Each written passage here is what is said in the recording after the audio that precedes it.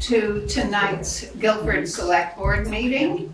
It's 6:30, Monday, May 12th, 2025. And greetings to the people who are in our experimental meeting room and for those who are joining us on Zoom. So, Chip, will you please read the rules of procedure? I will. Vermont's Open Meeting Law 1 VSA 312H requires that the public be given a reasonable opportunity to express opinions on matters considered by the board, provided order is maintained under reasonable rules set by the chair. The Select Board invites public comment on each agenda item, an approach designed to support public engagement and meaningful participation in the board's decision-making process. To help keep the meeting on track, time limits will be applied. Comments should remain focused on the agenda item being discussed. And thank you for helping us keep meetings inclusive, efficient, and aligned with Vermont statute. Well, A little happy line at the end of that. that's right. Gotta have Thank you, Chip. That's very much in keeping with our desired procedure. Yes. Are there any changes to agenda order? Hearing none. I understand we have a public comment. Barry, are you there? Oh, I can, hold on. I will get this person, and hopefully we can get their last name, and I will unmute Barry. Has to unmute.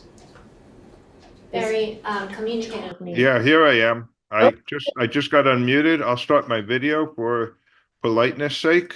Oh, okay. Well, if anybody here wants to swivel around to see Barry. Well, I think it's nice when somebody talks to have a face there, although not urgent. Some people might not want it. Anyway, am I on? You are on. Okay.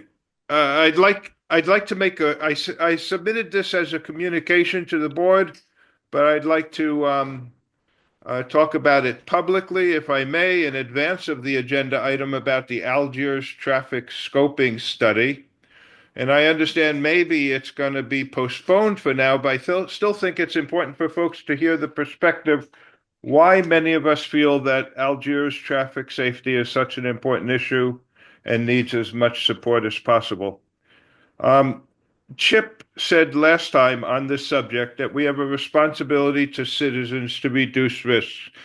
And yes, I totally agree. And I really appreciate and respect that that's the perspective of the board, as the role of the board. But I would like to submit that the Select Board also has a responsibility to citizens to reduce risks by increasing safety in town. There are townspeople and young families who do not dare to walk in one of our thickly populated villages due to a dangerous road.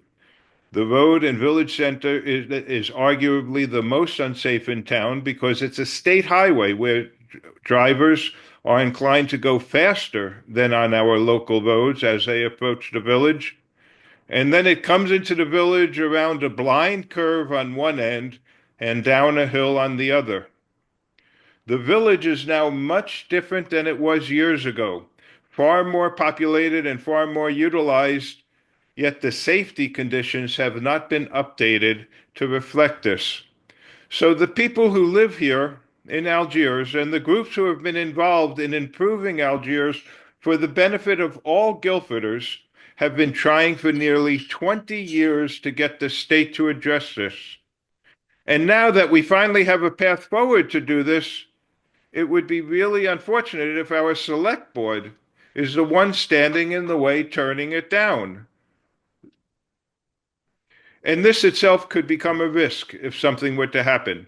As somebody suggested at the last meeting, are we just waiting for a serious accident to happen before we recognize that there's a problem and then to act on it? I hope that we do not want to do that. And I suggest that there might even be a liability in that case, that we recognized that it's unsafe. We were presented with options to make it more safe, but we passed on those options. And many of us have been working tirelessly in lots of directions, hoping to get some movement on this. And we've been waiting impatiently to get this started. And so I really implore the select board not to be the impediment at this point, to support the scoping study, which might present a solution which could be acceptable to nearly everyone. Thank you very much for listening. Thank you so much, Barry. Thanks, Barry. Okay, are there any other community comments, either in the room or on Zoom? Yeah, I'd like Tammy. to say a comment, just on Barry's discussion, Sure, sorry, please. Tammy Sargent, Creamery Road. Barry is part of the Friends of Algiers Traffic Calming and Safety Committee. He is also part of the Algiers Community Village, what is it, the Friends of Algiers Incorporated. And when both Sheila and Barry have said numerous times how traffic in Algiers is just so dangerous. But when I was looking through the Algiers Village Living Community Challenge, this is back to the beginning, and numerous times in here there are pictures of them wanting crosswalks and sidewalks, and this all goes back to the four nonprofits working together in the village. It's trying to meet their living community challenge. We don't have a pedestrian problem. We have a busy intersection. We don't have a dangerous intersection. I guess busy can be dangerous, but we really have not had the issues there, and I don't see the pedestrians that everyone's saying we're troubled with, that it's so dangerous for. Well, thank you so much, Tammy. Okay, we have time for perhaps one more community comment. Okay.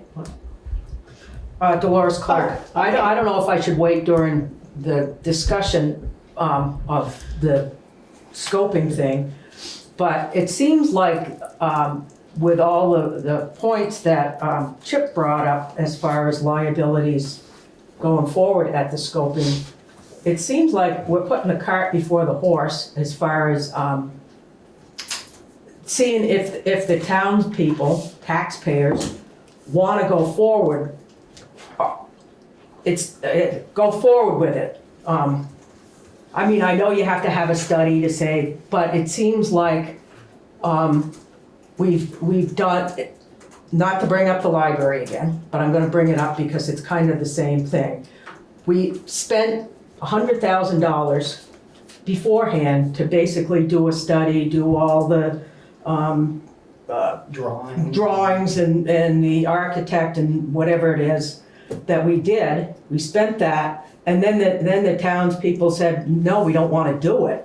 So there was $100,000 that we spent. So it seems as though that we should act.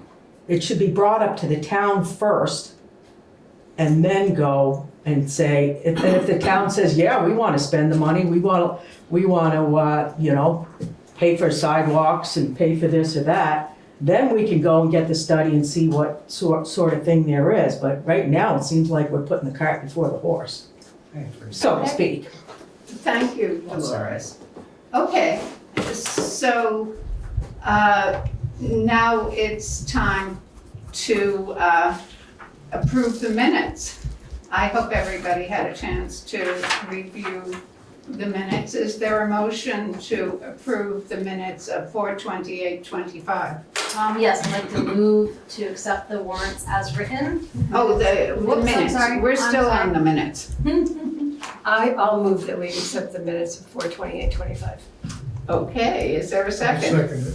Okay, and so we're all here gloriously. All in favor of approving the 4/28 minutes, indicate by saying aye. Aye. Aye, opposed, abstaining. Okay, we have approved the minutes. And so Tara, Yeah, I got ahead of myself there. So now I would like to move to accept the warrants as written. Payroll week 5/4/25, $7,594.21. Payroll week 5/11/25, $7,588.84. Expense warrant number 2521, $34,246.91. Expense warrant number 2521V, $1,193.39, for a total of $50,623.35. Thank you very much. Is there a second to the warrants? I'll second it. Okay, is there discussion? Yes, there was not a whole lot of real big expenses for these warrants. Anson Baldwin, there was actually $4,400 for a tree removal. Salt is $2,784.68. Fisher and Fisher is $2,500 for a retainer for tax sale work. The Beamers, employee retirement town and employee withholding was $4,951. That's quarterly, right? That Or one, maybe that's monthly. that one's monthly. Okay, that's Yeah, that's the withholding for all the employees. okay. So we pay and then the town matches. Okay. Vermont State Treasurer, $1,630 for dog licenses. And then sand and gravel to Zaluzny was $5,684 and $798. Okay, is there any more discussion of the warrants? Was that Anson Baldwin fee for taking down ash trees, or did he finally take down the tree that was in the Blanchard Cemetery? I think just ash trees along the right of way. I don't know if you did that. They just happened to be ash trees. Oh, okay. Luck of the draw, but there was 2 days of Oh, a buck truck. One was an ash tree over Dan Engel's barn, which has been 6 years in the talking about. But right. on that strip, we stayed there for the day because it's so far around there, and just literally went 100 yards and took a half dozen large ash trees Mm-hmm. that were gonna cause problems. And then the other day was at the Oh, library. the library one? And there was actually a maple just down from that was Okay. gonna knock all the wires out. And it was, I don't know how it was standing up, but everything went well that day. Terrific. 2 monster trees gone. So half of that ash was over the library, half was over Right. the wires, and the shed was 4 feet from there. And Anson's guy never touched a branch on anything. And Oh, that's so, awesome. and traffic stayed open. It actually worked out pretty good. So Oh, that's great. No, Yeah. there was just a long time plan for Anson to take down an endangering tree and, I have not heard that story yet. okay. So Okay, well, we'll take it up on the cemetery commission. Okay, so, is there any other discussion on the warrants? Okay, all in favor of paying the warrants, say aye. Aye. Opposed? Okay, that's terrific. Okay, so now we're on to reports. And so Erica, Okay, I will make mine brief today because we have an extra report more than we normally have. I'm happy to announce that Uriel and I have hired an assistant. Assistant town administrator and assistant town clerk, yes. So one is a statutory appointment by Uriel and my assistant is simply my assistant. This person's name is Lorena Cuevas, and she is very enthusiastic, and she started today, and she's lovely. And she's going to enjoy sitting right in the front and greeting people, and she had a good time. So that is great, yeah, and we're very fortunate to have found her. I have been doing a lot of communicating with VTrans and Wyndham Regional about various grants, especially the scoping study one, but there are other grants that we have in the pipeline. The Class 2 grant, the MRGP grant, which we'll talk about today, just a lot of communication, and with Jimmy too, about various road grants. I did a lot of communicating with our VTrans project manager for the scoping study to hopefully answer some of the questions that were raised at the last meeting. I hope I get a chance to talk about that a little bit later. I met just this morning with Bob Fisher and Ellie to get started on the delinquent tax sales. So we talked about criteria, and Bob gave us his best advice. He's very experienced doing this, and he is really, really great at keeping everything fair. So that's very reassuring and important to us as we go forward with any of this, and it's all about communication and warning. So we had that meeting, and it was positive, and we had a good conversation.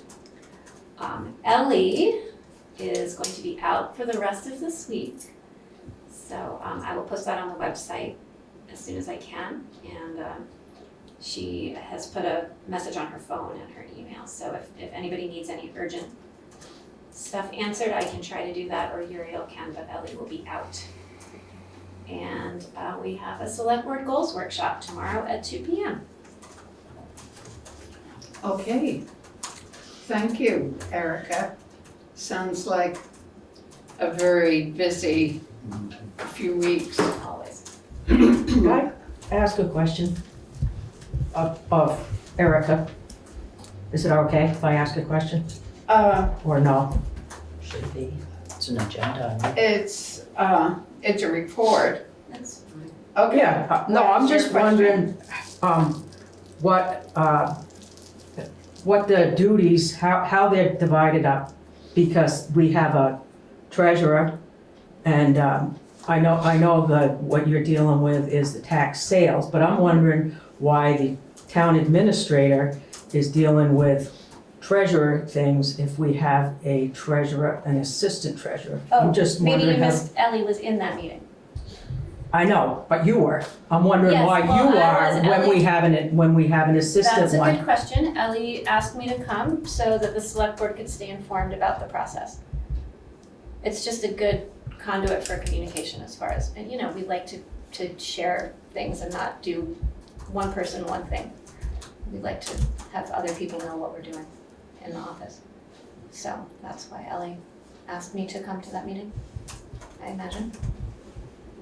Yeah, I'm just wondering where the lines are drawn between, if we have an assistant treasurer, we're paying an assistant treasurer 20 hours a week, and then we're paying an assistant administrator because you need more help. I'm wondering why you're bouncing over into that position when. I'm not bouncing into any position, Doris. I was merely in a meeting, Okay. getting information Just asking so a that I would question. have it for the select board. Just, I was just Important asking for the how. select board to be informed about this, and it's gonna be my job to communicate to the public about the tax sales as they come up. There's a lot of stuff in the statute that requires letters from the delinquent tax collector. But if people have questions, they're gonna be calling everybody that works here. So we all need to know what's going on. Okay, let's move on. Yeah. Okay. So, okay, Jimmy, you're on. Okay, so, in the How'd last you two. like that rain? Yeah, not great, not good. So rain makes potholes, right? So not good. We just came out of the winter season and now right into the rain. So I'll just start. We had May Day since the last meeting, which I don't know if there was less trash or less participation. We kind of threw it around Monday morning. The trucks weren't as full, and there was no metal, which if people are there, and there's metal dealers in Keene and in Greenfield that'll buy scrap. So if people are taking their own stuff instead of throwing it over the bank, we're okay with that. But typically, we provide 2 trucks, and the metal trucks, one ton's typically full, and there was nothing. So there again, maybe somebody took it back for us. I don't know. I wasn't there, so I don't know that. But I mean, it's not like I'm seeing more trash, but just the volume of what came in was less, and it wasn't great weather, so Right. I'm not sure why, but that's what happened. And then I was gonna mention the ash trees because I was, we have a lot in town to do. And I still have some more budget money for cutting trees. And we plan to do a few more days with Anson. Sweet Pond particularly has a lot that we don't typically go after, and they need to be good and dead before we touch them because there's so many you would never be able to sort out which ones to go after. But there's plenty on Sweet Pond, and I've marked them. And so typically we get a daily rate, and we'll do a lot more. The ones over the library were huge and took all day to do too. But if you saw the before and after, and I was really impressed. They worked out well. So those are going. The rain, 2 weeks ago, Friday, Saturday, Sunday, depending who you ask, we got over 5 inches of rain. We had 4 plug culverts, so with 2,100 and change of culverts, I was like pretty happy about that. And no damage, just we found them and unplugged them, and that this past weekend had potential, but there was just a little bit, no road damage. So with the amount of rain, it's really, and moving on to the grading, we are starting our final run, which would have been great if it was, when I say that, I mean, we grade every road a second or third time, and we chloride them to harden them up. And last year, we probably started mid-March. So that's just a different year, just completely different. And then we had greater problems, but the rain was the worst problem. And so we started that today. We did Carpenter Hill, and so we will literally do all the bus routes and then all the side roads. And we try to get that done by mid-June. And so we can still do that. We can still make that. So we'll be buying some more chloride probably, but it's got 8 weeks left, but we're looking good on that. So yeah, that's about it for the highway right now. Yeah. Well, thank you so much. That was some astonishing rain. It really was, and I will just say, we do this year, the beaver population is like exploding in Guilford, not just here and there, it's like everywhere. And we did have a nuisance control on Campbell Road because it was up in the culvert.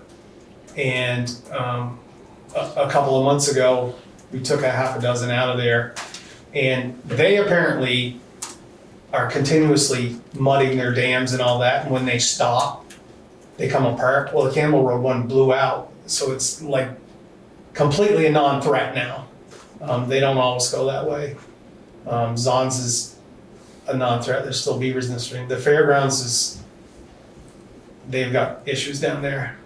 We try to look out for them and pull them out of the north entrance, and of course the culvert on our road, but between there and downstream, they've done a lot of work.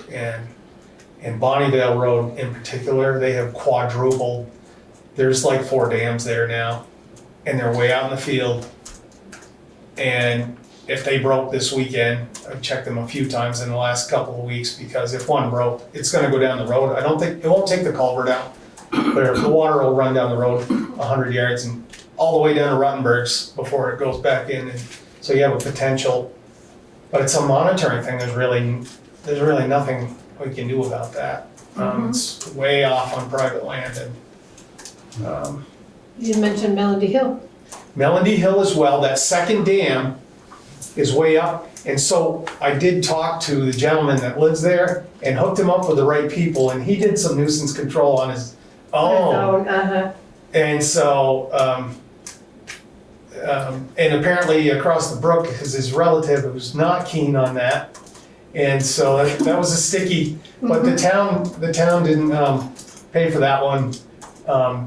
And it didn't get to the culvert, but it's getting there. Yeah. That's, the one out in the field is is a huge pond, but it's gonna, if it blows, it's gonna end up in Broad Brook, Yeah. not somebody's house, so.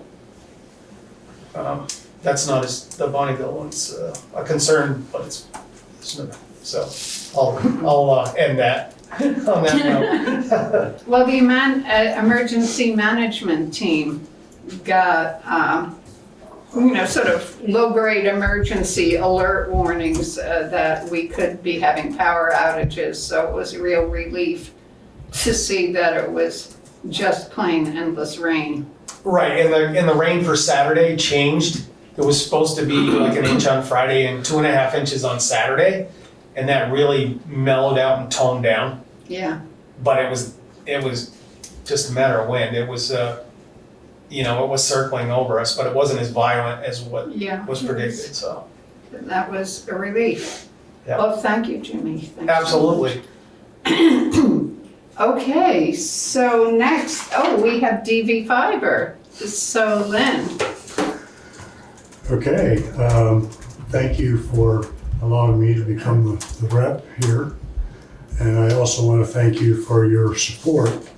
DV Fiber has made great gains over the course of our existence.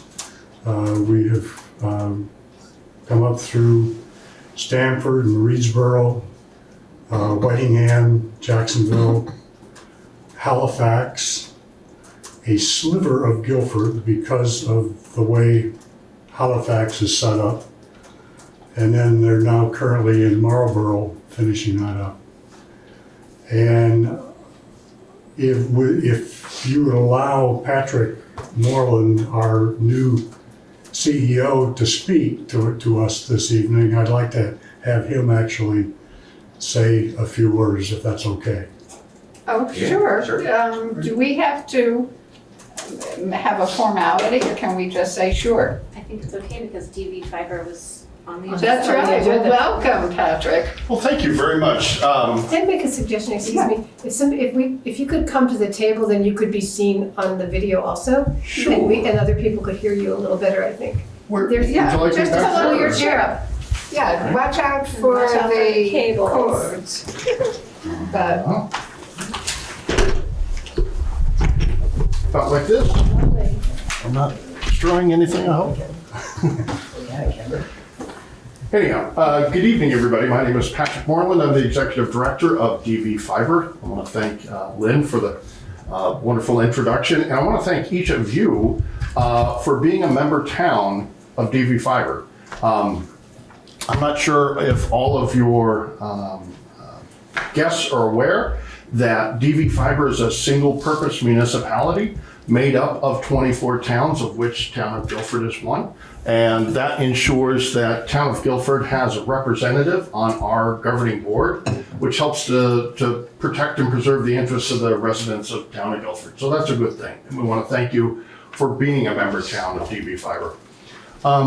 As Lynn actually just walked through, we've been busy building a fiber optic network, and I'd like to speak just ever so briefly on sort of what drives our development plans and what's going to be driving our development plans in the future. So for the network that we've been building for the last couple of years, it's a combination of our engineering and of course the priorities of our funding streams.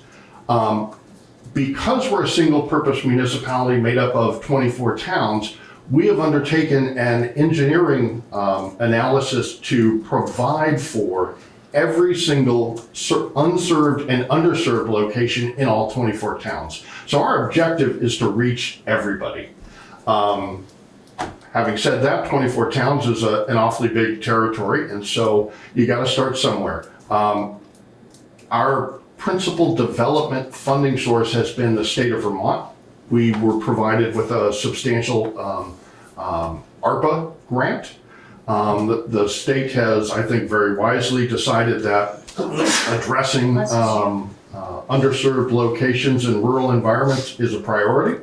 And so we have been actively building out our network to respond to this. That particular granting source prioritized municipalities with the highest concentration of unserved or underserved locations. So that's why we started in Stamford and Reedsboro, worked our way through Halifax, Whitingham, and are now in Marlborough. But because our engineering turns a blind eye to political geography, some of the service areas that were needed to address Halifax actually bled over into Guilford, which is a fortunate outcome, I think, for certain households in Guilford. So that is what has been driving us up until now. I do want to take one moment to recognize a milestone that DV Fiber just found out about today, which was we have reached our 1,000, I can't say this, 1,000th customer as of today. So we are getting the job done, one underserved or unserved location at a time, and it's pretty exciting. As we move forward into the future, our ARPA grant is coming to a close, and we are working with the state of Vermont. The state of Vermont is actually working with the federal government on what's called a BEAD project, which is a broadband equity, access, and development, I believe, something along those lines. That is a competitive process where every internet service provider, whether they're a CUD like us or whether they're a private outfit like Comcast or Consolidated, is working in competition. And we're in a period of time where we're supposed to be quiet about the plans that we have proposed. What I can say is that the Vermont Community Broadband Board put out a press release just this last week, which noted that 96% of the unserved and underserved locations in Vermont are the subject of a current BEAD proposal, at least one. So while there really isn't anybody who can say at this moment in time, where are we going next? I can tell you that the state is actively working on a strategy that is of a statewide scope, and there are a number of internet service providers that I'm confident would be eager to be part of that. So why don't I stop there, and if there are any questions, I'd be happy to take those. Or Well, it's more, for me, I'm Veranda, I'm the chair. I mean, we do have a certain amount of Comcast in Guilford, and for those of us who are not served by Comcast or Skylink or Starlink, we have really terrible internet access, such that a lot of people can't conduct the activities of daily life from their homes, and Guilford does seem to be pretty far down the list of places that will be served. Now, this isn't your personal problem, it's just that it's hard. Let me just put it that way. I will say in many ways, I think of it as my personal problem. It's why I'm here. It's why I took this position. I also live in the area and have lousy internet service. So I feel your pain, and I have for decades. So, but we're working with the state of Vermont to develop as fast and as and with a level of quality in the service that we provide, which we think is really important. We've got a 100% fiber optic backbone network that provides symmetrical service. So if you're ordering 100 megs, it's 100 megs up and 100 megs down, and we guarantee it. So that's important. And are there any other questions? Anybody else have any questions? Just from is it comparable to Comcast in terms of internet speed and that kind of thing? I'm not familiar with Comcast speeds. Okay. I can speak from Cool, thanks, experience yeah. because I used to have Comcast. Now I have DV Fiber, and it's faster. Wow. Because I had the 1 gig plan with Right. Comcast never got much over 650, 700, somewhere in that vicinity. Right now, I have the 300 meg with DV fiber because I've figured that that's all I need because I get well over 300 all the time. Oh, that's amazing. Consistently. So if I wanted the 1 gig, I'm sure I would be getting well over the gig. Right. You know. Yeah, right. Anybody else have anything to? I just want to say that as somebody who started working on this with Gordon in 2000, on this topic with Gordon in 2016 with Vernon, I'm so excited that this is finally moving. It's like It is very almost, exciting. 7, 8 years later? Yeah. Well, we really appreciate your coming and we really appreciate your work, Lynn. It means a lot to us. Thank you. Okay, so. Thank you very, very much. Thank you. Thanks. Have a good night. You Good too. night. Okay, so let's see. Amber, I'm not sure.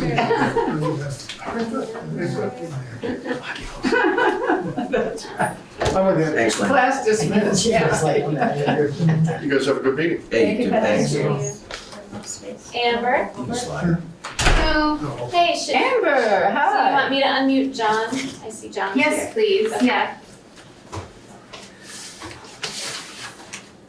The library looks so great. Thank you. Hello. Hello, everyone. Hi. John's going to say a few words, and then I have some highlights to share from what's going on at the library right now. Terrific. Yeah, I guess I was gonna talk from the trustee perspective to just say that we've been doing our job of overseeing the library affairs, and I guess I would highlight a couple of special projects that we've been doing. One, we have been working with the Friends of the Guilford Free Library, who have a all new executive board, which is very exciting, I think. And so we've just been working with them about like ironing out how we will work together. And that's been going great. And we have also been working on our long-term project of trying to become ADA compliant, and it's something that we're trying to be thorough about and moving somewhat slowly on, but trying to get our library fully accessible. So it's also important work. And I think that's it. I guess I'll say also that we also thank you to the road crew and Anson Baldwin for the tree work, and we can also say that it was really good work from our perspective. So, but yeah, so I'll leave it there from me and turn it over to Amber. Okay. Thanks, John. I wonder, can I share my screen? I have a few pictures to show, or what do you think, Erica? Yes, let me see. Can you hit share screen, Amber? Oh, yes, I'm going to allow you to do that. Thank you. Let's see. So I guess I can't tell all that you can see. So I'll share. Pick that. And I have a printout of this too. How's that look? Can you see what I'm looking at? Fun. So I thought I would just give you some highlights. Part of my job is to give a monthly report to the trustees, which includes statistics about library visits and programs that we've had and what the library's been working on. So I thought it might be helpful for you to see a snapshot of that. Our highlights, it doesn't always include this many photos, but I thought it would be nice for those of you that might not see them. So this is April 2025 at the Guilford Free Library. We had 424 library visits. That's pretty average. 484 materials checked out. It was mostly books. but also includes some other materials like audiobooks on CD and videos that we might have or games. We had 116 attend programs or outreach. Outreach, for example, is me reading to the pre-K class at Guilford Central. And I'll show a couple programs in a minute. And another interesting statistic is our ebook and e-audiobook checkouts were 117 in the month of April. So you'll see that we have a great deal of use of not only physical things, but a lot of electronic books and electronic audiobooks as well. So scrolling down, just some picture highlights. The sign was redone a while ago, but now we have added, I'm sure many of you have seen, the new hours sign has been added below that. Next over, we received a grant in the fall, and one part of that grant, among many things, was to purchase a new water cooler. So we're very happy to display our new water cooler, which is, it's funny, it's helpful for us. It's a little harder for children to use, so that if they're there accidentally, they don't get to it before their parents find them. And we're very happy to send on our old water cooler to the highway department. So that was a great trade-off.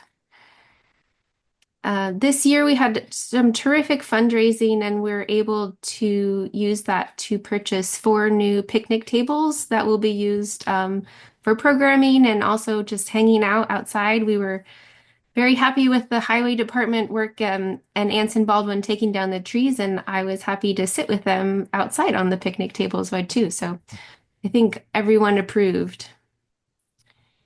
And then a couple of pictures from programming that we had this month. We had a field journal workshop at the Broadbrook Community Center. We didn't have enough space to hold it in the library, so we held it over there.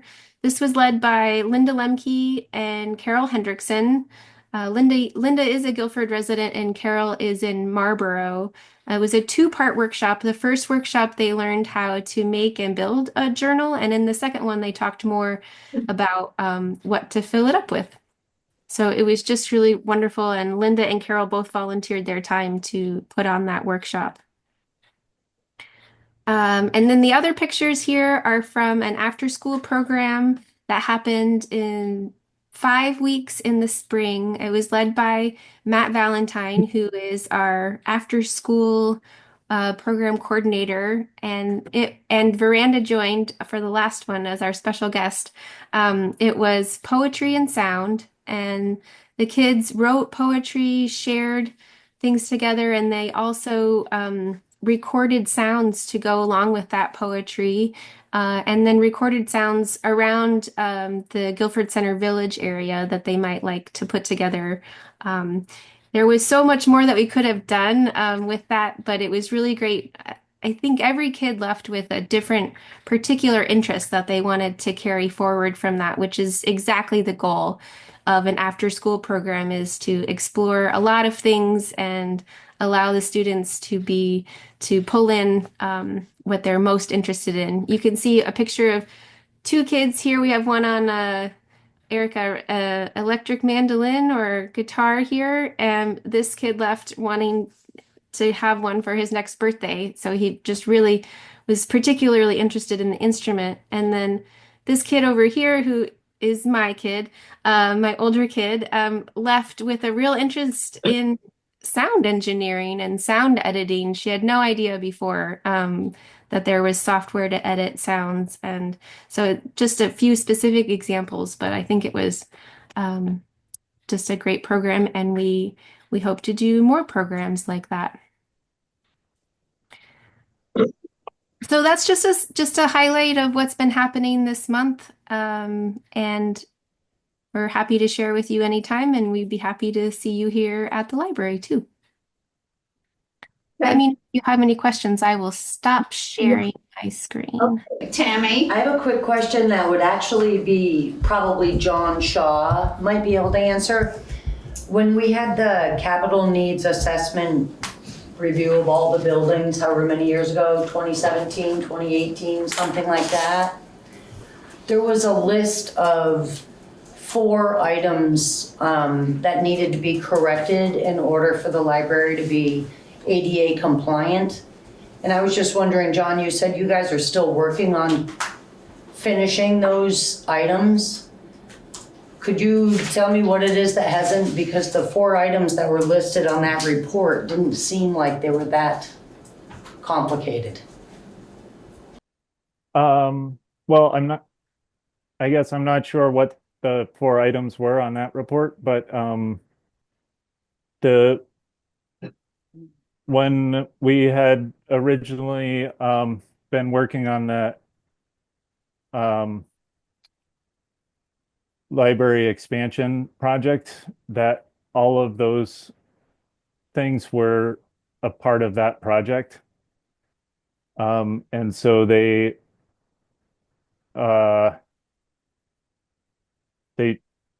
ended up not happening when the project ended up not happening. And so since then we have tried to pick it back up again, focusing just on that ADA stuff. And we've had the consultants come in from the Vermont Center for Independent Living, and they gave us a really thorough report on compliance issues and places where they made recommendations for things we could do. And so we're using that as our kind of main source to work from at this point. But I think the big ones, I can tell you what the big ones are. They're the parking, the handicap parking issue, that we have available is out front, and it's not adequately sized for somebody that needs a wheelchair lift, say on the side of a van. They would be either out in the road or they would be on the lawn. And so we need to figure out the parking. Basically, there needs to be a bigger area for handicap parking. There's a few of the doorways need to be widened. And some of the like latches on the doors or door knobs need to be changed. And then I think the really big one is that the bathroom is not adequately sized.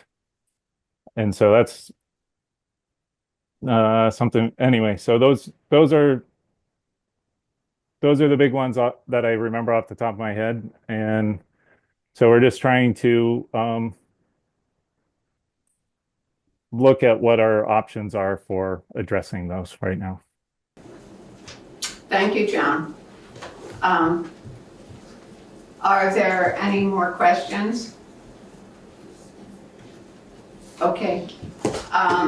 Amber and John, thank you so much. I had a wonderful time volunteering at the library with the kids and with Matt, and the joy and the independence and the commitment that the kids had to everything that they were doing. You know, they just really felt empowered and mature beyond their years, you know, so committed to this project of being cool. You know, they were very cool projects, so thank you. Thanks for having us. Yeah, thanks for coming. Okay. All right, so now we're on old business, and this is going to be some information sharing about the Algiers scoping study. There's not going to be an action tonight. There's just going to be some information sharing taking place. And so, sure. so Erica and Chip maybe, want to carry this forward. Sure. We didn't organize beforehand what we were gonna No, present. There were several questions brought up at the last meeting. Well, first of all, I'm gonna step backwards and say why we're not taking action tonight. The steps of choosing project management and a consultant selection committee that fall to the select board. I have got to gather a lot more paperwork for the project management piece for my application for that, and it's not quite gathered, and I just learned in talking in the last couple of days to our VTrans project manager and our Wyndham Regional transportation coordinator that they need to be taken in specific steps. The project management piece has to be done first. That's okay. I believe that the Algiers Traffic Calming and Safety Committee can meet next week at their third Monday meeting, which hasn't happened since the grant was awarded back in December. We've been waiting for it to be executed before any work could begin, and so that group can have a meeting on next Monday. But I just wanted to answer, I know I have a lot of information here. I had a really good conversation with our VTrans project manager, and a lot of the questions that Chip had last meeting were about liability and just a concern that we didn't understand what the grant document was. So I ran through it piece by piece. I'll skip that one. So one of the statements was the town is in a position to withdraw from the project entirely. This is true because it's a reimbursable grant. There's no money has been spent yet. The only issue is the $10,000 ARPA match. We would be kind of bailing out on our obligation and potentially having to return $10,000 to Treasury from ARPA award. So there's that small issue there. Another statement, the town would be taking on much broader responsibilities. I talked about this at length with our VTrans project manager, who is a VTrans employee that is specifically helping us with this grant, helping the town. That's his job. He's not on the side of VTrans. He knows their rules, but his job is to help Guilford go through this. And he said, which I understood, this grant is only for a scoping study. There is no further construction involved. There is no obligation to do any construction. The town will get 3 options at the end of the scoping study, and part of the process is, the select board says this is the one that we like the best based on town input, but there's no obligation to choose anything. There's no obligation to do any construction. One concern that was listed was a significant loss of local control over decision-making. The opposite is actually true. The 20% match that we're required to give assures the town has significant local input. So that is a big one for VTrans. They wouldn't just pay for a grant and tell you what you had to do with it. The town has to have some skin in the game every time. Concern about Vermont or federal requirements overriding local decisions. Route 5 is currently a state highway. There is no federal control over it, but it is a state highway. So Guilford does have to abide by the state's standards when thinking about doing anything with that road. Future risk of committing to future expenditures without voter approval. Again, this is only a scoping study. There's no construction and no further obligations. Whatever happens after the scoping study will, if there's a project that the town decides it likes, and that is a public process, then it can go to a vote at town meeting. that'll be the right way to do it. Cost overruns, the grant is for a total of $50,000 for a scoping study by a vetted consulting firm. The firms know this assignment and will work within the grant. The at the ready process, which was kind of called into question as opposed to RFP standard process, the at the ready process actually opens up additional avenue for negotiation, when more so than RFP process does. Guilford will have a contract with the consultant that caps the cost. Okay, another statement, if the town opts not to move forward after the study, it may be required to pay back federal or state funds. Our project manager said negative no. And then concerns about loss of federal funding, which is very valid.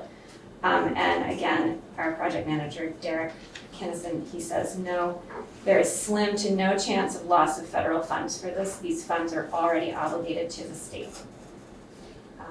So I answered some of the big questions there. There's no construction involved here. I think that was a big worry that we were getting into because some projects start with a scoping study and then the construction happens. But that's not what's happening here. This is just a scoping study with no construction at all. It's just for a scoping study. Okay. So I think Chip has some No, I'm good, actually. stuff to, no? No. Okay. So, I will. So you don't want to share any of your research since?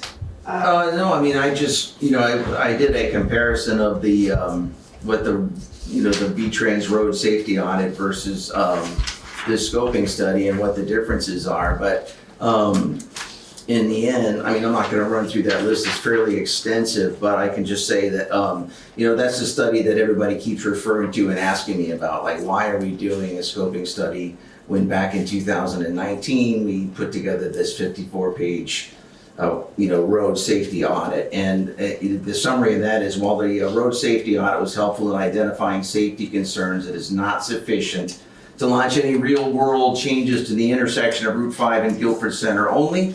Only a scoping study such as the one currently underway meets the formal criteria needed to initiate infrastructure improvements. So it's the scoping study that moves a project from concept to eligibility for funding and execution. Well, I just wanted to thank you, Chip, for just delving into this and also doing that comparison, because I think it really shed light on your own concerns and also is available for other people's concerns if they have similar ones. And it was real clarifying Oh, cool, thanks. for me. And just to add, all of this documentation that we've produced can help the scoping study consultant understand what Guilford has been working on. And Oh, cool. yeah, oh gosh, yeah. Yep. So we are not taking any action tonight. We just wanted to share, there had been a lot of concern about slowing down and really having a much more comprehensive picture of where we were going. And I think that the board members have really done that, between Erica's communication with representatives from VTrans and the work that Chip did. I think that we're in much better shape now to make our actions clear to anybody who wants to know about them. So now we're ready to move on to item B, VTrans grant in aid for what does that stand for? Municipal road general permit, which Okay. is something that we have to have, it's required by the state. And because of this, we have to keep our roads in a certain condition as required by the state. And because of that, they help us out a little bit with money every year. We have to let them know that we intend to participate every year. So that's what this action will be. We have a letter of intent to participate in the FY26 Municipal Roads Grants and Aid Program. So I filled this out, and it doesn't even require select board signature, but I think you should vote to participate in the program and, approve this letter of intent for them, and that's the first step in the process. They've already told us for next year, our offer, they call it a base offer, is $32,500. So that usually comes with a 20% match. So it's about $40,000 in work that will be mostly paid for by this Okay. grant. Yeah.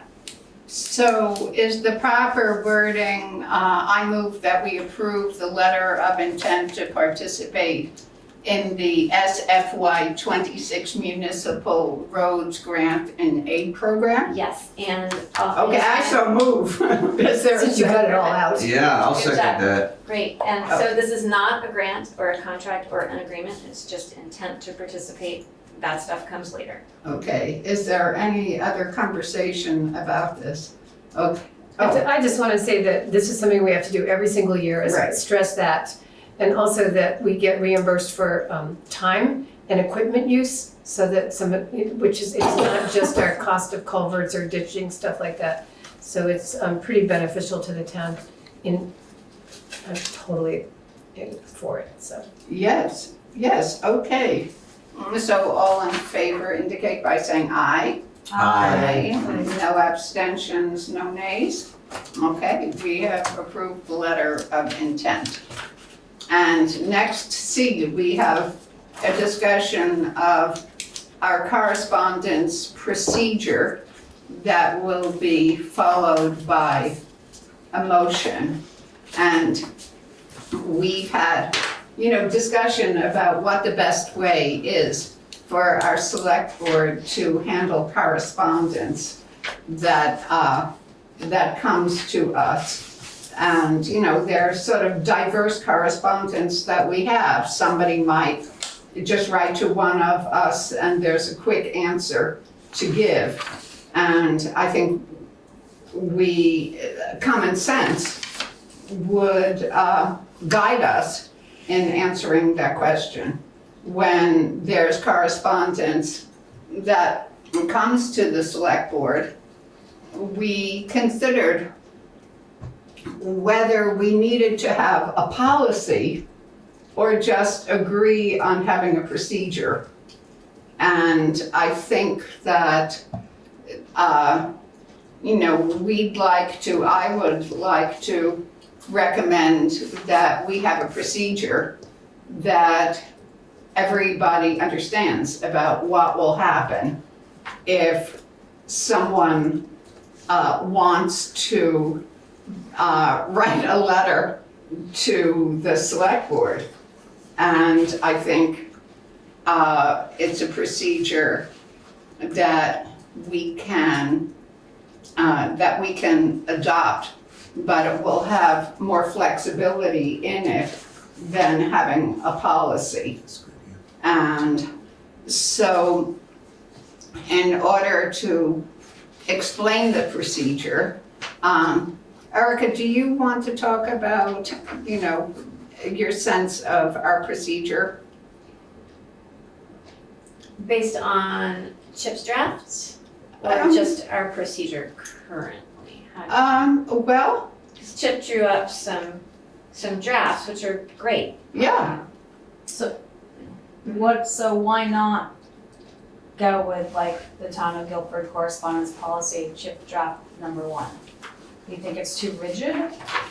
well, I think that if we, I think having a procedure allows us more flexibility. And if we have a policy, then someone could challenge us based on not following that policy, and it would be a more rigid a much more rigid set of procedures that we would have to follow up on. So is it gonna be a written procedure? I actually, Oh, no, Yeah, sure. I Well, yes, it can be like a. I just put those things in as like a talking point to initiate a discussion, but I well, would rather great. see a procedure than a firm policy, you know, it's like an accord, kind of like we do with a conflict of interest. okay, well, let's have a discussion. Okay, Sheila? I haven't fleshed out any.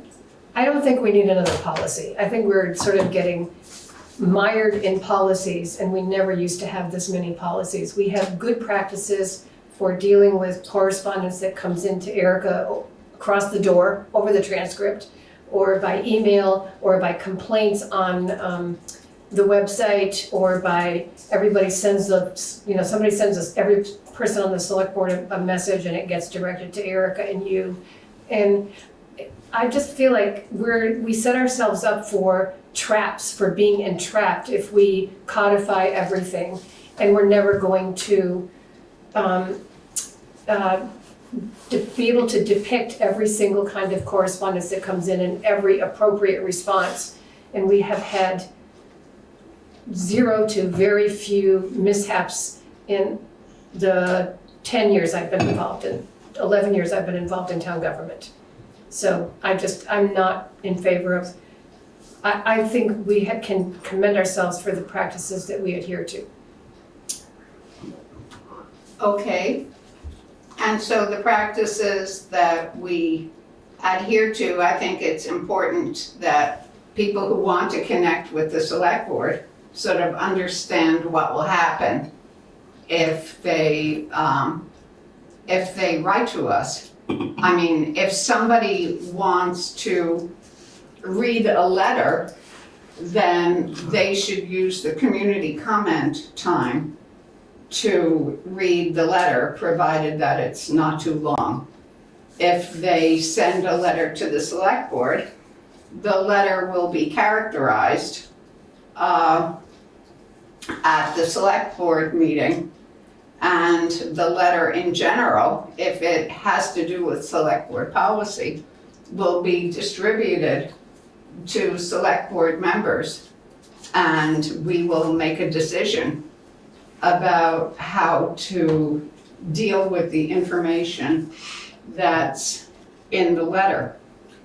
Yes, so I think a lot of these drafts that Chip put together, it's basically what we do now. Right. And I think what I sense some longing to just have that information out in the public. So I think what we really should do is just post something on the website, maybe even on the top of the website, the front Well, page, what about, that says, if you'd like to write a letter to the select board, steps.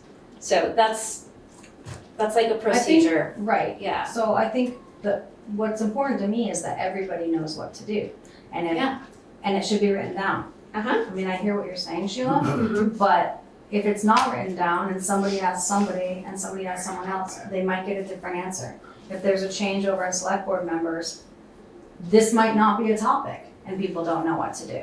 So we're looking here at a town of Norwich has a procedure. So there are other towns that have procedures related to correspondence. This is super simple. So why not adopt this? It doesn't like pigeonhole us in anything. It says it's informational. There's no response needed. It just like gives details on how it's dealt with. And it's in writing, so people know what to do. Mm-hmm. And it's a procedure, not a policy. Exactly. I think that it should be in writing. I don't think it should be a verbal, this is what we're gonna do. No, I think we can put it in writing, and if somebody wants to do a review of the Norwich procedure and just adapt it to us, then, I guess you could circulate a draft and we can approve it at the next meeting. So Yeah, There is a section on the town website that says, contact us. Give us a call, visit us, send a message. And it can also say, if you want to share information with the select board, do this. If you want a public records request, I think there's a public records request policy, but there's like 47 different ways of connecting with the select board, which we're gonna miss some. So if you put up the key ones, then people can say, I didn't know this, and you can point toward it, you can say, oh, we need to add that to it, without being formal, like, just so much on the website isn't like signed by the select board, Should we have a vote whether we want a procedure or not? Sure. so wait a second. So I move that we formulate and adopt a procedure at next meeting. So now we can vote on whether people want a procedure.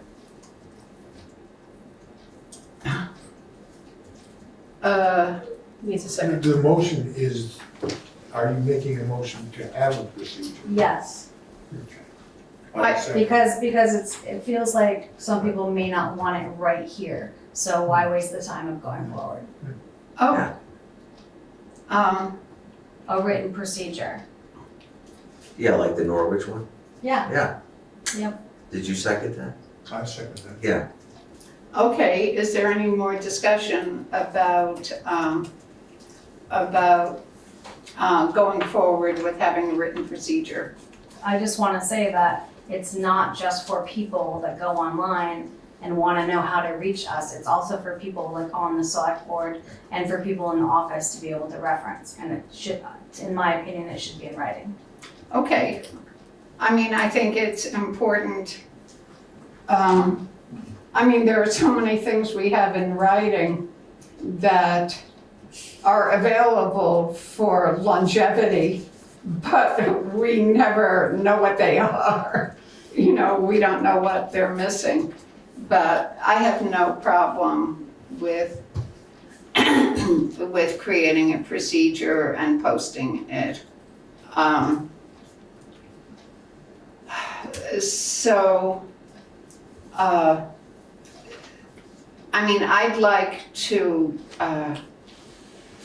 I'd like to read the procedure before I vote on having one.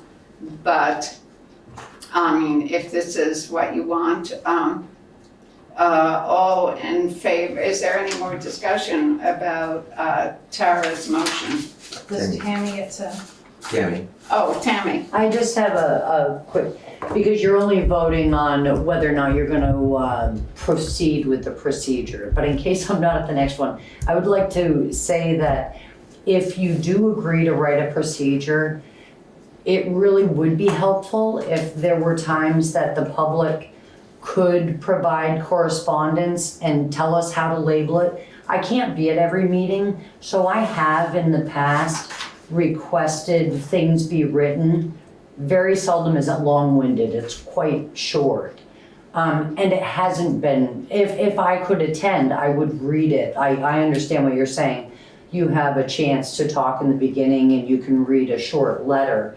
But if the person is unable to make it to the meeting and sends a letter to the select board and requests, could you please read this letter at the meeting? I think that isn't a lot to ask if it's not true. I'm just asking if it could be included if you do adopt a procedure.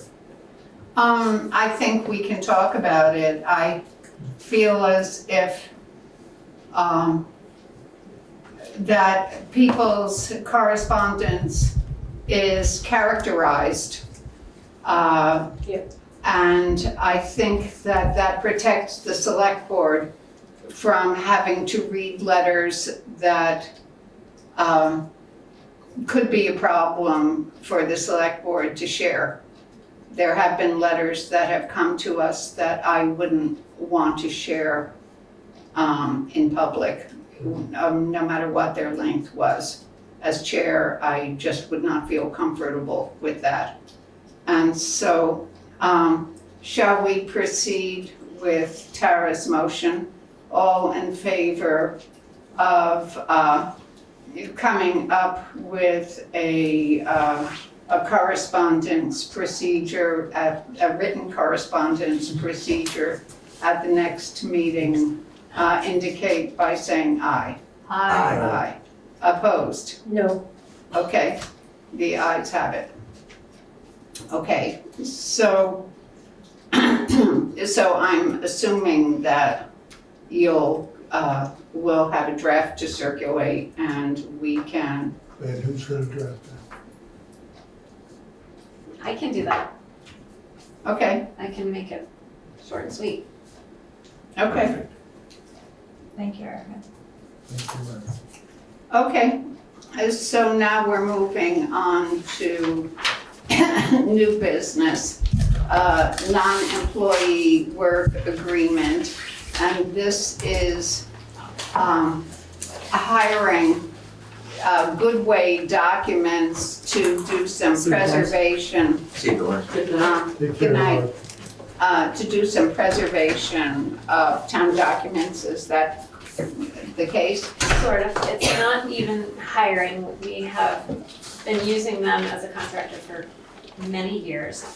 What they do is they create and store microfilm of our land records. If you looked at the invoice edit list for today, we got a whopping $2.30-something invoice from them. But this, I want to explain, is part of, I think we've been doing a couple of these recently, every meeting. This time of year, Ellie has to do an audit, a workers' comp audit for passive. And they require one of these suckers for every contractor that we have. Really? Yes, so here's another one, and it's for Good Way Documents, and it's otherwise very standard. There's a requirement that they have liability insurance and that they have their own workers' comp, or say they don't want it. So. Okay, Yeah. so who would like to move that we, I move that we adopt the non-employee work agreement. okay, is there a second? I'll second that. Okay, all in favor? Aye. Opposed? Okay, we're done with that. Okay, so correspondence. Can I just, we have other business there? Oh, do we have other business? So I just wanted to say both Tara and Chip were talking about the meeting on May 27th or May 28th. And we haven't talked about whether or not we should just cancel a meeting, which we are allowed to do from time to time. And we don't probably have a lot of pressing business except for signing payroll warrants, right? Payroll and payables, you know, the Algiers scoping study thing, but that could wait till next time. Yeah, it could. Yeah. So, so if a couple Well, we of, have a very short meeting. or if people are unavailable to come to that meeting, a couple of select board members could come and sign the warrants. That was a Yes, we used to put them question. out on the table and let people come and sign.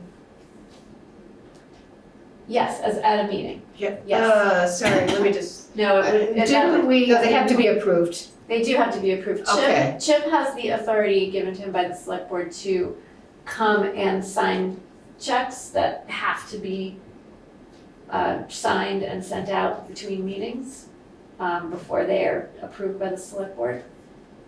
But the warrants and the payables and the payroll. But we have been able to do it retroactively, like sign the payables, do the payables, sign the warrants, et cetera, and then retroactively approve the ones that have been executed. Yes. So that is, that is something, I mean, everybody will be paid if we, in the event we decide to cancel the meeting? Yes. Okay, well, what is your pleasure? We know Tara is unavailable. I've got family. I would make a motion to cancel that meeting. I'll I would- second it. Okay. Is there any further discussion? Okay, Erica, do you have a feeling about this? We might have to call a very quick payables meeting. That's a special meeting. You You don't can think so? execute the payables too. I mean, unless it's something ridiculously Well, right, out of if the it's ordinary, something- but, Can we all be there like Wednesday to sign? Because I can come in and sign Wednesday. Erica's got I her can't do daughter's. Wednesday. Yeah, this is what Okay, happened that's- last year. oh, Yeah. that's- so Literally, that's- there's almost nothing that ever comes up Yeah. that I'm, like, 0 times has No, I something think come up. canceling a meeting is totally Yeah. within your purview, for sure. Okay. Well, We're voting on it. okay, all in favor of canceling what is the date of it? 27th. The meeting on the 27th, indicate by saying aye. Aye. Opposed? Okay, I think I'll abstain just for variety's sake. You're gonna see my no and make, and ante. I just the want to ante. show that reasonable people can disagree. Okay, Related to that, wasn't there at one point a proposal to change our meeting from Monday to a Tuesday or Wednesday? No, that was just an idea I threw out, like a Oh, raw was you idea. okay? Yeah, yeah. All right, because I don't think we've ever discussed that. well, I like Mondays. It just, I was just saying, sometimes on Fridays, the agenda folder comes out and everything. So by the time you get some stuff, and let's say you wanted to reach out to Norwich, right, to check on their procedure, they're not gonna be open.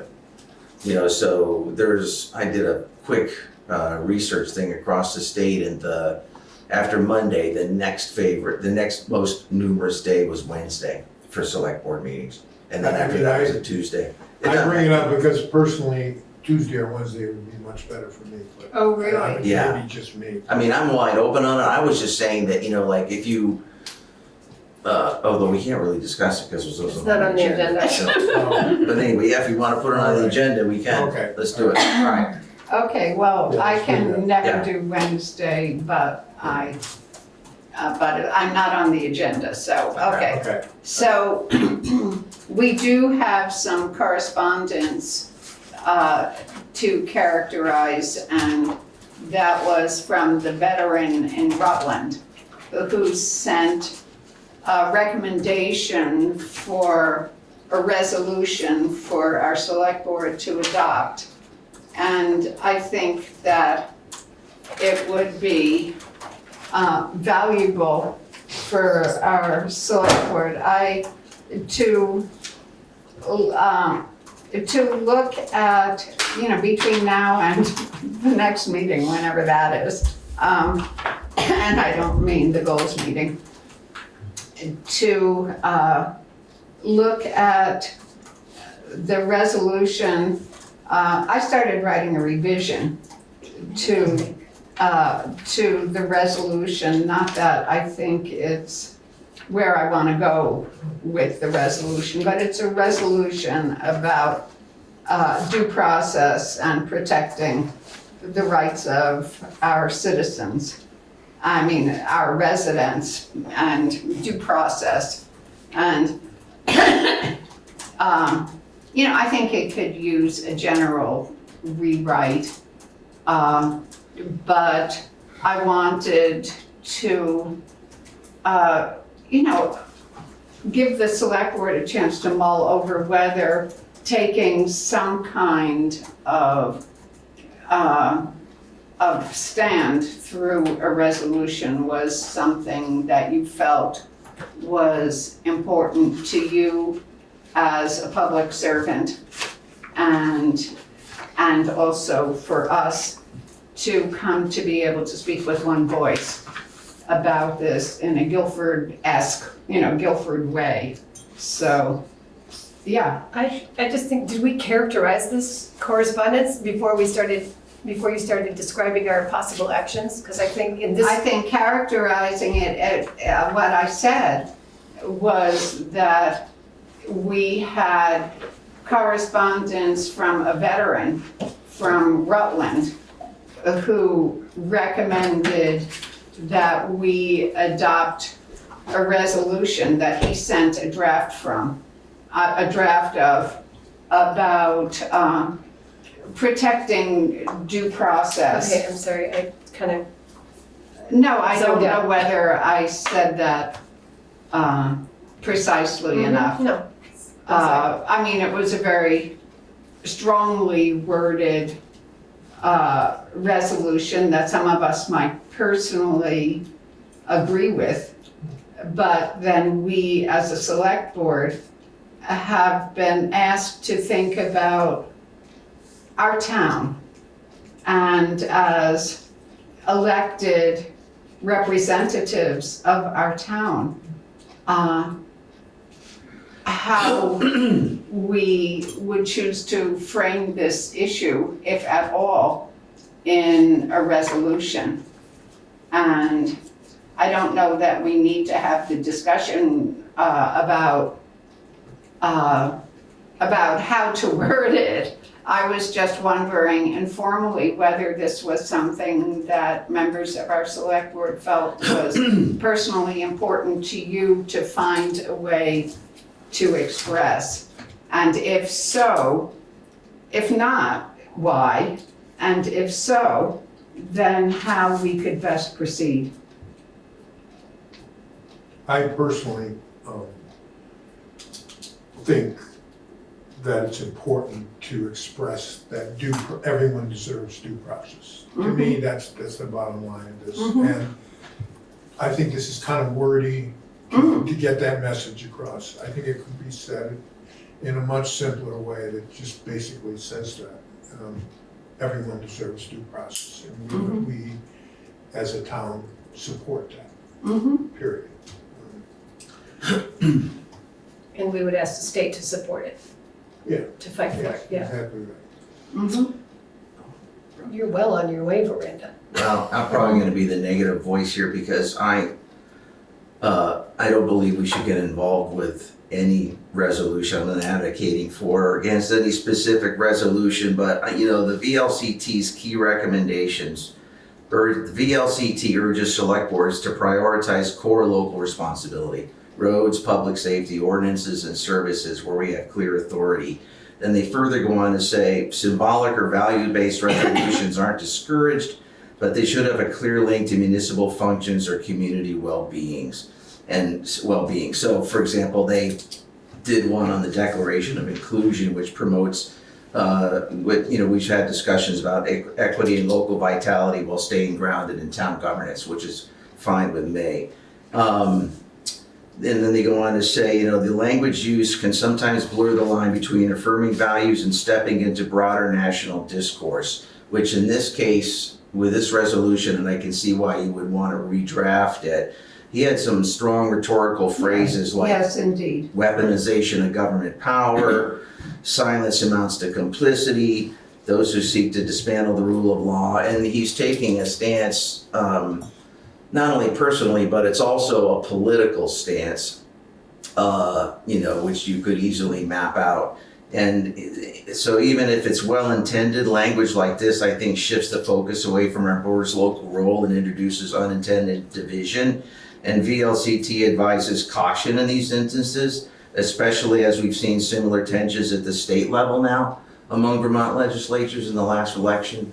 So it's just, I just think it introduces a wrinkle that we just don't want to become, and it's not just this one. Like if you said, we're going to look at this resolution on X, I'd still say no. It's just nothing that I think the select board needs to be affiliated with. And if it does lean politically, which this does, then it's an even stronger reason not to align ourselves or even take the choice to redraft it. I mean, when I looked at this thing across the state and I looked at, this guy went everywhere with it, right? So probably 40, 45, 50,000.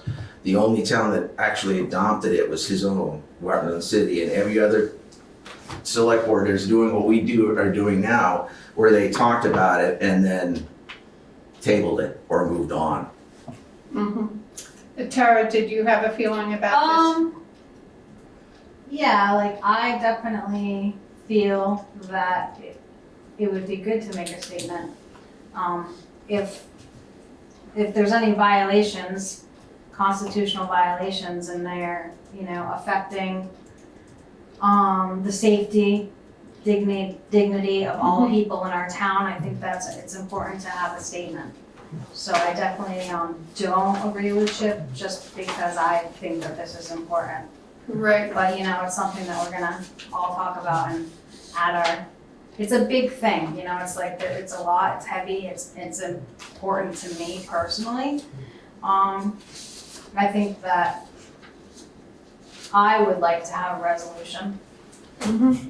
Well, I think, I started editing the text of this because I agreed that the person who wrote to us clearly was impassioned, and as a veteran maybe was coming from a very emotionally charged place.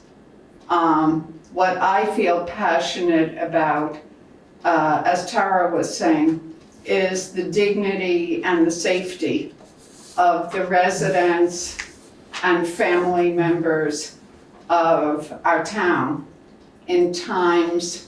We work really hard as a select board to treat one another with respect and curiosity, to be Inclusive. to be If we're gonna have goals. yeah, to be We're inclusive. exactly. And we have a lot of people in our town who are gender minorities, whatever you want to say, people who have trans children, people who are racial minorities, and we may have people who are undocumented who are living here. And how, so I would be really open to completely redrafting a resolution that most of us feel as if we could sign. I was remembering when we were talking about one of the other initiatives, about the caring community or whatever it was, or the inclusion, and we had one of the residents of our town came forward and talked about how he had been discriminated against and endangered in ways that he hadn't even mentioned to his family. And I feel as if I would like our select board, without being quote unquote political, to say that, we are caring. And as Mike said, that everyone here is, deserves our watchfulness and deserves due process. So I'm happy to do a rewrite on this from scratch Yeah, it'd be and great. circulate it. Great. And anybody who wants to have input on this, to talk about it one at a time with me. I'm not gonna be pushy, but I do feel as if these are unusual times and that we are public servants. And I was trying to remember what used to be called the Freeman's Oath, what it's called now. I mean, what kind of oath did we take to be select board members? Was there something? Yeah, Yes, yeah. What did we say we would do? Well, And I just. that's how. Pretty sure Erica has that accessible. Erica, do you remember what we said we would do? The word was probably, the word uphold was probably in there. Oh, yes, I want to hold something up. One of the things that when Chip read what the Vermont League said, they use the phrase community well-being as one Yes. of the reasons that you could do something. And to me, that's what we're talking about. We're talking about community. Community is our people Yes, here, All all of people, us, all everyone. That's what a community is. So the well-being is to make sure that everyone gets treated fairly, justly. mm-hmm, So I think there's a real justification to do Yes. something like this. But Yeah. not, but doesn't mirror the one that he's put. no, Right, I don't right, I think agree. that It should we be rewritten. need to. Should be, yes. I'm I think we come up with our own. No, like the I think idea. that Yeah. we can come up with our own and we don't need to call anybody out. No, We can just say, these are the principles that we're committed to upholding. yeah, that's better. Like, so this is basically like a prompt. We read that, but we're gonna come up with our own. Yes, Okay. I mean, I don't think we need to vote on it. I No, think no. we can just, and, once again, I would really welcome language that would enhance this. Look at the resolution from town meeting. that, Oh, that's right. That was, Yeah, that was good. it was directed to the governor, asking the governor to do action. But But some if of you, the that's good. other language. Yeah, I have a copy of that somewhere. Me too. I can email it to you. That'd be cool. The other thing too is though, is like if you're gonna do it, and I think the focus that you had is on this local community, I just think you're gonna draft something that's brilliant. We can see if anybody else on a select board anywhere has done anything that just pertains to their own local community and doesn't have the state big picture part of it. Well, I guess if we're going to resolve something, we have to share our resolution. I mean, there's nobody we can tell to enforce this, it's not like we're gonna tell the sheriff to, enforce something. So, okay, well, I feel as if, yeah, Sheila. Is it a open meeting law if you put a document out there that we can all make is that like if we can just read it and then make comments on a document, a draft, that's not violating any open meeting law, because we're not making any decisions, right? I can check with the VLCT. The guidance is against all working on On a the document? same document. Okay. You could do it individually. And then send it to one person. Right. All right, so it'll all be going in veranda. But we could do it one at a time. Yeah. Yes, you could. You could send it to Chip, Chip would send it to me. Yeah. Like playing telephone. Yes. Okay, well, I'll work on this and I'll look for some good advice. I really, I don't know, it's something that I feel, this is our democracy lab here. Our select board is our democracy lab. The way we serve Guilford is just trying to respect each other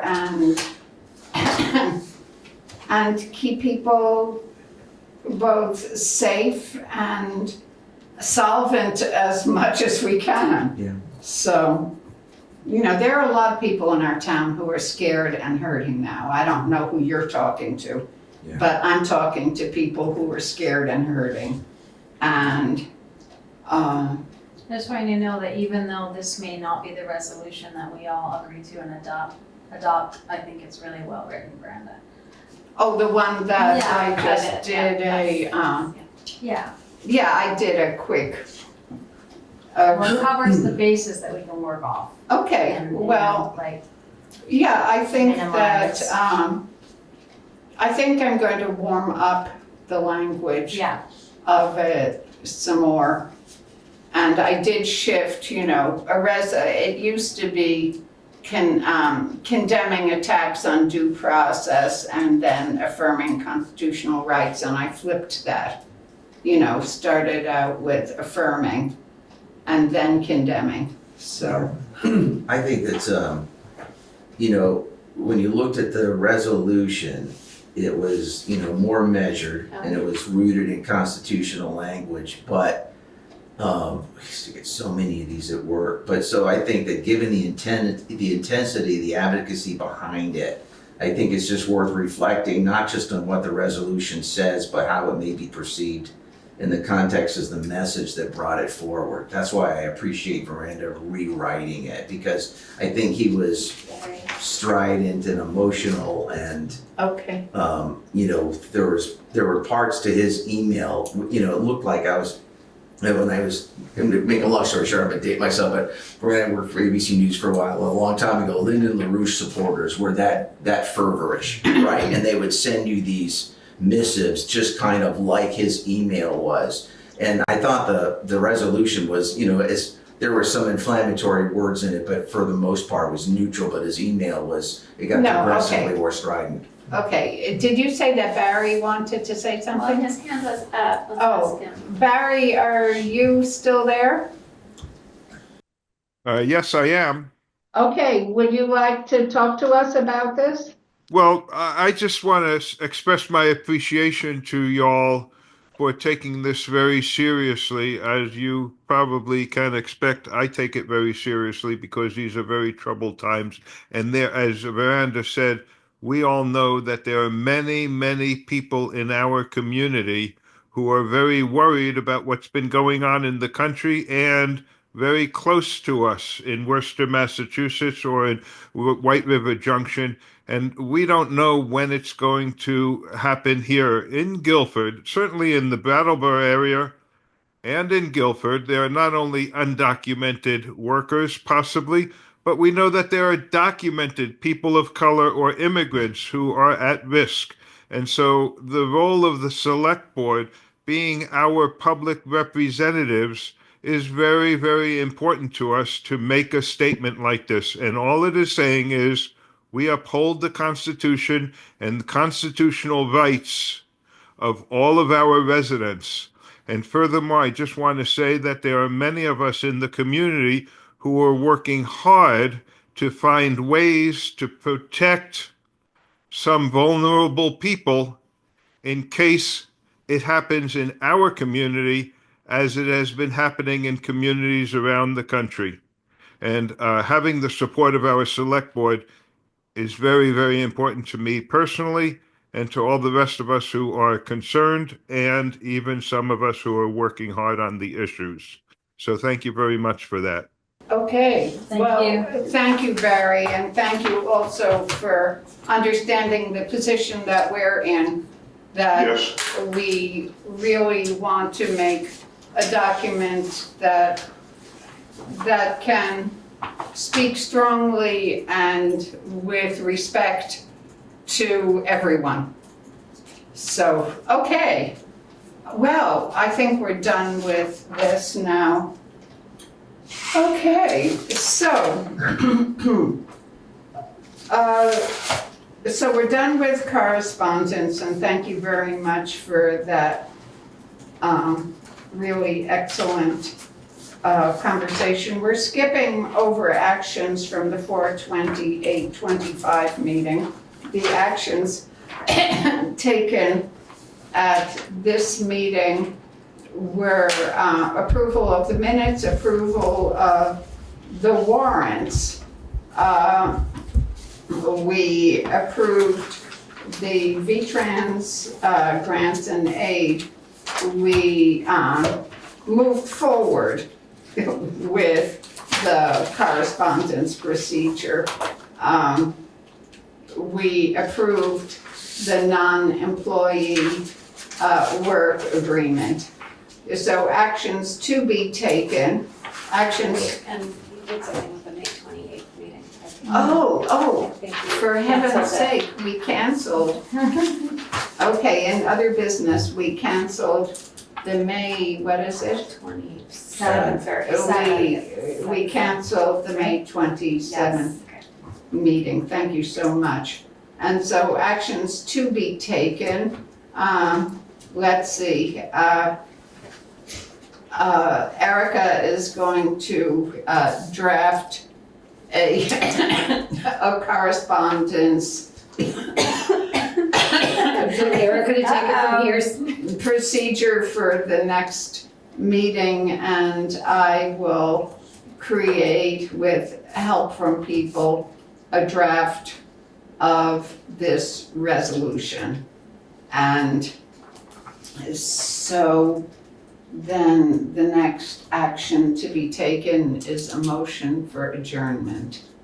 I'll make that motion. I'll second I it. love making that. Okay, and so, yes, so maybe, We're have gonna to vote on vote. that. okay, is there any discussion? Okay, all in favor of adjournment? Aye. Okay, the meeting has adjourned at 8:15.